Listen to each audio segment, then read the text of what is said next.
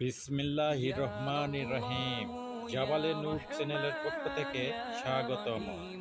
আসসালামু আলাইকুম। সম্মানিত দিনদার ভাই বোন বন্ধুরা, আজকে শত্রু দমনের আরো একটি আমল নিয়ে হাজির হয়েছি। এই আমলটি করলে শত্রুর সারে সর্বনাশ হবে, শত্রু তাবাহ ধ্বংস বরবাদ হয়ে যাবে।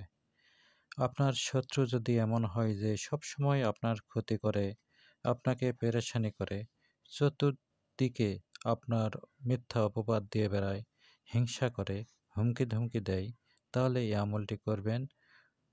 বহু আউলিয়ায়ে কিরাম এই আমল করেছেন, বহু পরীক্ষিত এই আমল এটি। এই আমল করবেন রাতের বেলা।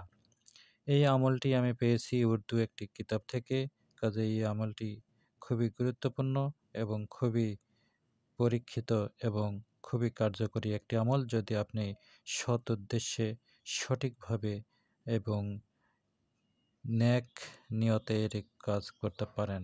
তবে অন্যায় অসৎ উদ্দেশ্যে এই আমলটি কখনোই করবেন না। সামান্য ঝগড়া বিবাদে বা সন্দেহমূলক এই আমলটি করতে যাবেন না, করলে নিজেরই ক্ষতি হতে পারে। এই আমলটি করবেন রাতের বেলা। প্রথমে পাক পবিত্র হয়ে ৩৩ বার আস্তাগফিরুল্লাহ পাঠ করবেন। এরপর আপনার বাড়ির একটি অন্ধকার ঘরে প্রবেশ করবেন। ঘরের দরজা বন্ধ করে দেবেন। হাতে একটা লাঠি নেবেন।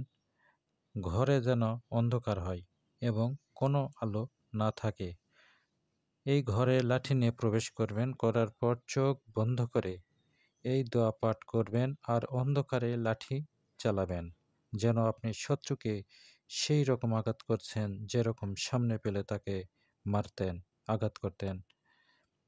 হিংসুক গীবতকারী পেরেশানিকে আপনি মেরে মেরে হাত পা ভেঙে দিচ্ছেন, এই রকম মনে করবেন এবং অন্ধকারে লাঠি চালাবেন। সেই সাথে এই দোয়াটি পাঠ করবেন।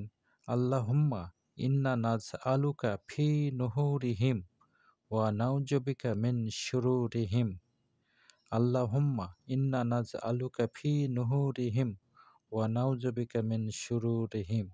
এই দোয়াটি জোরে জোরে পাঠ করবেন চোখ বন্ধ অবস্থায় এবং চারদিকে লাঠি চালাবেন।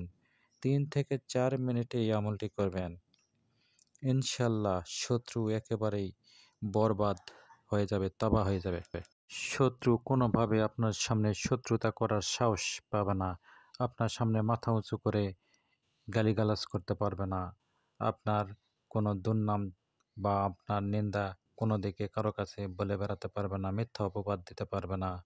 এগুলি করলে বা হিংসা করলে আপনার শত্রু সঙ্গে সঙ্গে বরবাদ হয়ে যাবে। এবং এই আমলটি খুবই মারাত্মক ধরনের, সাংঘাতিক ধরনের একটি আমল। কাজে এই আমলটি কখনোই অসৎ উদ্দেশ্যে ব্যবহার করবেন না। এই আমলটির নিয়ম আমি আরেকবার বলে দিচ্ছি। প্রথমে অজু করে নেবেন। করে নেওয়ার পর আপনি আস্তাগফিরুল্লাহ পাঠ করবেন ৩৩ বার।